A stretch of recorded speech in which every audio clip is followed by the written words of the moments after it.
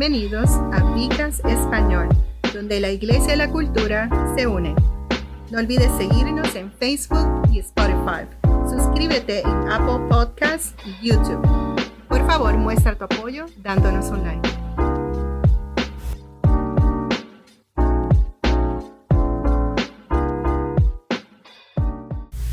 Dios les bendiga, Dios les guarde. Le habla su anfitrión, el doctor Roberto González, pastor de Viva Church. Ahora estamos en compañía de... Bueno, del pastor Osmel. Muchas gracias por nuevamente haberme invitado y es un placer estar aquí para compartir de la palabra. Pastor Osmel y yo estamos manejando el Viva North. Estamos trabajando fuertemente para integrar a esa iglesia de una forma muy bonita y Dios está haciendo cosas muy especiales allí, ¿verdad que sí, Osmel? Vamos a empezar un nuevo tema y este tema me tiene un poco emocionado porque pues siempre que entramos directamente en la palabra pues yo me emociono cuando tengo que traerla y pues vamos a hablar sobre el libro de los Efesios.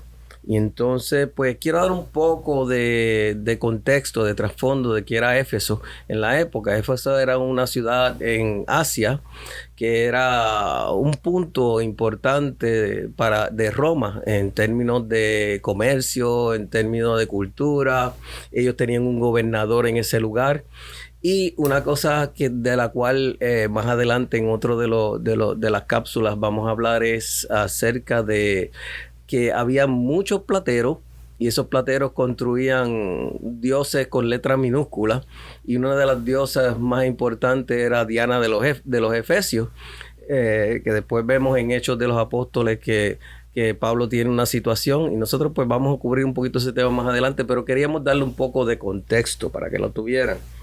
Entonces, a diferencia de la mayoría de otras cartas del Nuevo Testamento que están destinadas a abordar preguntas en la iglesia, Efesios fue escrito para dirigirse a los nuevos cristianos que estaban siendo tentados a volver a sus vidas anteriores. La carta comienza muchas de las cartas de Pablo comienzan hablándole directamente a personas, saludando a personas. Esta es una carta como que más abierta, pues nosotros como que entendemos que Pablo estaba tratando de centrarse en crear una identidad unida en Cristo para que la iglesia que se encontraba llena de judíos y paganos en el momento, y también quería como que esto fuera una base para que se pudiera difundir a otras iglesias, que las iglesias pudieran tener esto como para establecer algunos de los criterios, algunas de las características, algunas de las cosas importantes de los fundamentos cristianos. Sí, también, Roberto, la posición de esta iglesia quedó, como has dicho, que para difundir de cierta forma el evangelio a otros lugares, la posición que ocupaba esta iglesia era estratégica. Clave. Uh-huh. Era estratégica, o sea, porque se encontraba en un punto donde el comercio era amplio, era muy grande, entonces se podía llegar de una forma muy fácil a otras ciudades, o sea, en mensajes. O sea, una persona que se convirtiera, que visitara esta ciudad y se convirtiera a través del ministerio de Pablo o cualquier otro cristiano que estuviera ahí, entonces era fácil que también ese mensaje llegara a otra ciudad. Sí, y ese entendemos que era el propósito de Dios en todo momento, de que, pues, como todo viaje misionero, toda misión, Dios tiene un propósito especial con él, y en creemos que Dios tenía el propósito especial de difundir la palabra a muchos sitios. A veces nosotros tratamos de hacer estrategias y planes de alcanzar este lugar, alcanzar este otro, y muchas veces Dios desde donde pone a uno difunde el mensaje más allá de lo que uno jamás creyó que pudiese llegar. Exacto. Y entendemos que eso fue lo que hizo con Pablo en Éfeso. Y lo que está interesante de esta carta, como estábamos diciendo, que la iglesia de Éfeso era una sede de donde la verdad cristiana y la formación salió a un número de otras iglesias. Pablo probablemente asumió que ellos difundirían esa información vital. Entonces, ¿qué información estaba difundiendo Pablo que lo hizo salir corriendo de la ciudad en medio de un motín y arrojado a prisión? Sí, creo que se buscó unos cuantos problemas, ¿no? Bueno, sí. En la vida de Pablo siempre él estaba metido en diferentes problemas. Claro, por el producto al evangelio y a estar compartiendo la palabra. Muchas veces nosotros como cristianos no nos queremos meter en problemas, pero a veces esas cosas son necesarias para llevar las cosas a otro nivel. Claro. Entonces, por eso que Pablo siempre estaba como que en el medio de algo que después se prendía como fuego el evangelio. Bueno, siempre trae conflicto. O sea, el simple hecho de decir soy cristiano, o sea, siempre vamos a tener enemigos, siempre vamos a tener personas que nos miren mal. Y obviamente no son enemigos carnales, como dice la escritura, sino espirituales. Y lamentablemente muchas personas son manejadas a través del mundo espiritual, no de la parte positiva, sino de la negativa. Y sí, evidentemente Pablo tuvo que salir porque él tenía una frase que era distintiva de él, y era en Cristo. O sea, si nosotros vemos Éfeso, solamente en el capítulo 1, en los primeros 14 versículos, 9 veces aparece esta frase, o una variación de ella, obviamente. O sea, 9 veces. Y es a lo largo de toda la epístola de Pablo, utiliza esta frase afirmando su identidad en Cristo. O sea, si bien las personas, como habías mencionado, estaban tratando de devolver su vida a su vida anterior, estamos hablando de la iglesia en Éfeso, o sea, el mensaje de Pablo, no solamente a esta iglesia, sino a todas las ciudades que les rodeaban, era: debemos permanecer en Cristo.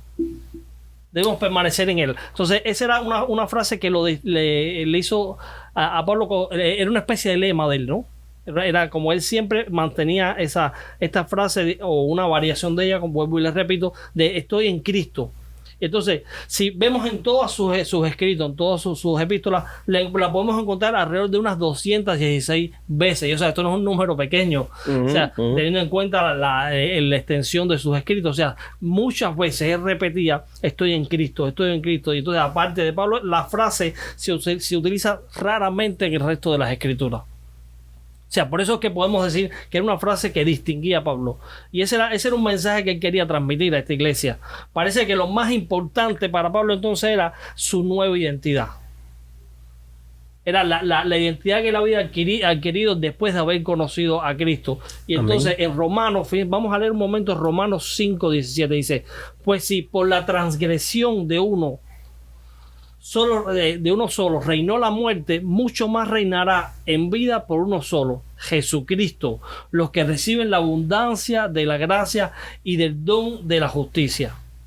O sea, que en otras palabras, si por una persona, obviamente estamos hablando de Adán, nuestras vidas ahora están arraigadas al pecado, a través de los actos de Jesucristo, entonces ahora reinamos en la vida en él. Quiero dejar bien claro algo que me llamó mucho la atención aquí, que es sobre la nueva vida. O sea, vamos a un poquito más adelante, quiero abundar sobre esto cuando se dé el momento, pero sí quiero señalar de que nosotros como criaturas de Dios tenemos una identidad original. Fíjate que estamos hablando de aquí de la nueva identidad que queremos adaptar. Sí, que eso lo vamos a hablar un poquito más adelante. Entonces, solamente quería dejarle darle una primicia de lo que viene. Y esa frase que tú estás diciendo en Cristo describe perfectamente la relación entre nosotros y Jesús. En el sentido de que al convertirnos, al aceptar a Cristo como nuestro Señor y Salvador, pasa algo en nosotros. Y entonces hay un cambio de identidad, hay un cambio de zip code, si puedes decirlo. O sea, que ya no vivimos enteramente en este mundo, sino que estamos en este mundo, pero no somos de este mundo. Nuestra identidad ha cambiado. Diríamos latino, ¿no? Sí, estamos prestados. Y hay que ver que la persona de Cristo, como Pablo trata de transmitir, surgen unos cambios en nosotros, surgen unos cambios que nos hacen cada día más parecernos a Él. Y en Cristo tenemos vida eterna, en Cristo encontramos nuestra identidad. O sea, muchas veces cuando estamos en el mundo perdido, como decimos, perdido, pues muchas veces hay problemas y confusión en nuestra identidad, quiénes somos, cuál es nuestro propósito, por qué estamos aquí. Pero cuando uno está en Cristo, Cristo redefine ese propósito y nos da ese propósito de vida, de saber por qué estamos aquí y qué estamos haciendo aquí. Y entonces encontramos nuestro propósito. Y en Cristo, Cristo está todo lo que necesitamos. O sea, hay esperanza de vida eterna, hay salvación, hay transformación, hay muchas cosas de las cuales vamos a progresivamente hablar un poco más. Pero quiero trasladarme a hablar un poco acerca de esa nueva identidad. En Efesios 4, del 20 al 24, dice así: mas vosotros no habéis aprendido así a Cristo, si en verdad le habéis oído y habéis sido por él señalado conforme a la verdad que está en Jesús, en cuanto a la pasada manera de vivir, despojaos del viejo hombre que está viciado conforme a los deseos engañosos, y renovaos en el espíritu de nuestra mente, y vestíos del nuevo hombre, creado según Dios en la justicia y santidad de la verdad. Esto me acuerda mucho a Romanos, donde Pablo nos dice que tenemos que transformar nuestra mente. Y entonces pues entendemos que una vez aceptamos a Cristo, recibimos esa identidad de Cristo, y nuestra forma de ser, nuestra manera de vivir, quiénes somos, empieza a desarrollarse en la dirección de quién es Él. O sea que cada día vamos a estar acercándonos más a Él. Pero obviamente no quiero decir que no somos personas pecadoras. O sea, una vez vivimos en la maldad y la rebelión contra Dios, no había esperanza ni luz en nosotros. Bajo la ley perfecta de Dios, todos éramos personas imperfectas, tratando de cumplir un estándar que no se podía cumplir, que por eso entendemos que vino la ley, para enseñarnos que nosotros jamás pudiéramos cumplir con ella, y que ese galardón, esa meta estaba lejos de nuestro alcance. Sí, quiero regresar un momento a este pasaje, porque este pasaje para mí es muy importante. O sea, estamos hablando de Efesios 4, repito, de versos 20 al 24. Y hay tres palabras que me hacen explotar la cabeza, ¿no? Me llaman mucho la atención, y es cuando dice que si ustedes han oído y han sido enseñados, o sea, digamos, a través de la palabra, o sea, debemos eliminar, y aquí viene la tercera palabra, de este hombre que está viciado, es la palabra. Cuando vamos a los originales, o sea, esta palabra se traduce como corrompido o destruido. Y por eso es que hace un momento les estábamos hablando, Pastor Roberto y yo, sobre este término de la nueva identidad. Pero cuando una persona es corrompida, o algo es corrompido y es destruido, hablando de lo viciado, o sea, estamos hablando de que algo que ya era de una forma, o sea, se destruyó por alguna razón, o se corrompió por alguna razón. Entonces, ahí lo dice, viciado conforme a los deseos engañosos. O sea, es algo bien interesante ver cómo algo que nos gusta puede destruirnos. ¿Sí? O puede corrompernos. O sea, usando cualquiera de los dos términos. O sea, cómo es que ese algo que me gusta, que lo deseo, que quiero hacerlo, o sea, puede destruirme. Y es porque es un gusto que engaña. Es un gusto que viene a través del engaño. Es algo que no nos conviene. Sí. A veces me fascina la idea de saber y de entender de que Dios sabe más que yo lo que yo necesito. Eso, o sea, que es como un padre cuando el hijo le pide algo que no le conviene y dice no. Entonces a veces no lo entendemos y estamos dando, como decimos, pataletas. Sí, no sé si cómo le llaman en Puerto Rico. Nos tiramos en el suelo a dar pataletas, y entonces nuestro padre insiste. ¿Cómo le dicen en Cuba? Pataletas también. Sí. Entonces, las escrituras es bien interesante cómo describe entonces este término de ser esclavos de ese vicio, de ese deseo. Entonces puede corrompernos y puede destruirnos, porque nosotros éramos ignorantes e incluso endurecimos nuestros corazones contra Dios. Pero todo eso era parte de una previa identidad o una falsa identidad. Por eso es que me gusta más el término falsa identidad. No es eso esa. Bueno, puedes abundar un poquito ahí. O sea, porque eso no soy yo originalmente. Eso es en lo que yo no es tu diseño original. Okay. O sea, no es mi identidad original, porque es una identidad que fue corrompida o fue destruida a través de mis deseos. Deseos engañosos, obviamente. No es que todo vamos a hacer un paréntesis. No es que todo lo que no nos gusta, todo lo que deseamos sea malo. sino esos deseos que destruyen nuestro espíritu, destruyen nuestra... Como dice la palabra, son algunos deseos que salen de las concupiscencias, o sea, que salen de las cosas malvadas que vienen por nuestra naturaleza caída. O sea, nuestra naturaleza caída tiene unos deseos, pues, que son de las carnales, lujuria, vanagloria, cosas que entendemos por la palabra que no son sanas ni saludables ni son sabias. Exacto. Y como Pablo dijo, así no es como nosotros hemos aprendido a Cristo. O sea, no es de esa forma, no es a través de esos deseos, sino que solo en Cristo, o sea, solamente en Él nosotros podemos entonces encontrar nuestro verdadero propósito. Ya, porque ya no estamos en la maldad, o sea, habló el pastor Roberto hace un momento, o sea, esta es nuestra identidad original, esta es nuestra verdadera identidad. Nosotros no somos guiados a través de ¿qué? De los deseos carnales. Ese punto que tú estás trayendo es muy interesante, es como un volver al propósito original de Dios para nosotros. Exacto. Es como un viraje de 180 grados, que uno estaba caminando por una forma incorrecta y de momento al llegar Cristo a nuestra vida, asumimos esa identidad en Cristo, entramos en esa edad en Cristo y entonces viene a salir esa identidad de nosotros. La que nos corresponde. Amén. Y mira esto que interesante, Roberto, sino que nosotros al obtener esta nueva identidad, nosotros despreciamos y perseveramos contra la maldad o contra estos deseos engañosos. O sea, que es algo continuo.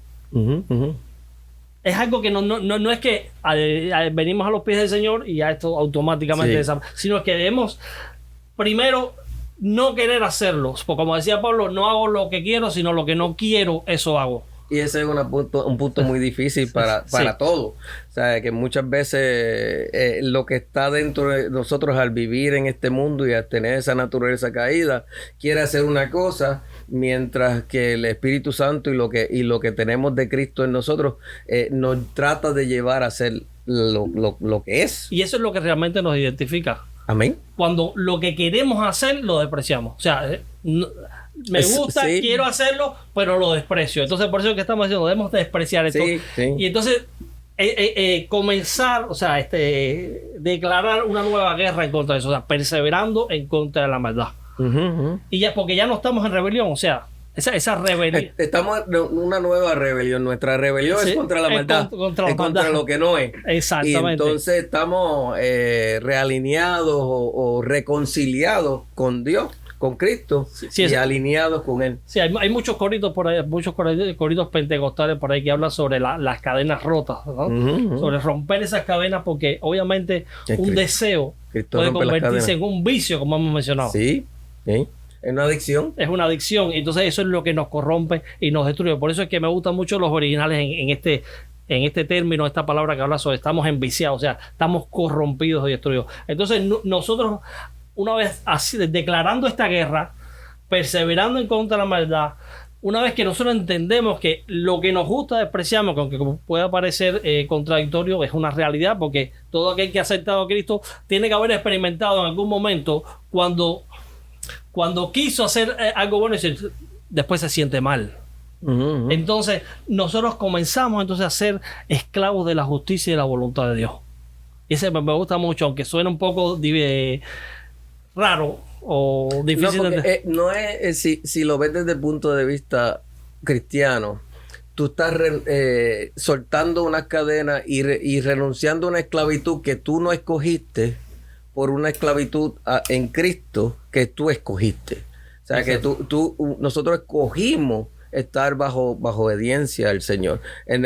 Cuando estábamos en el mundo, todo lo que sucedía a nosotros no sucedía. Nos manejaba a nosotros y no a ellos. Sí, y no lo escogíamos. O sea, exacto, era algo que como que muchas veces por cada viento o por cada situación, pues así nos dirigíamos. Y eso es lo que nosotros conocemos como que hemos fallecido a ese antiguo yo. Y entonces hemos nacido al nuevo Cristo. Amén, amén. Y pues hemos estado hablando aquí sobre estoy en Cristo, desarrollándolo a base del libro de los Efesios, hemos hablado del trasfondo del libro de Efesios, hemos hablado de lo que significa estar en Cristo y cómo eso de estar en Cristo nos da una nueva identidad. Esto ha sido nuestro Vicas de hoy. Le habla su anfitrión, el pastor y doctor Roberto González, acompañado por Pastor Osmer. Fue un placer haber compartido este tema. Que Dios nos los bendiga, que Dios me los guarde. Amén. Gracias por acompañarnos en Vicas de Español. No olvides seguirnos en Facebook y Spotify. Suscríbase en YouTube y Apple Podcasts. Por favor, muestre tu apoyo con un like. Esto hace que crezca el Vicas y a expandir el Evangelio.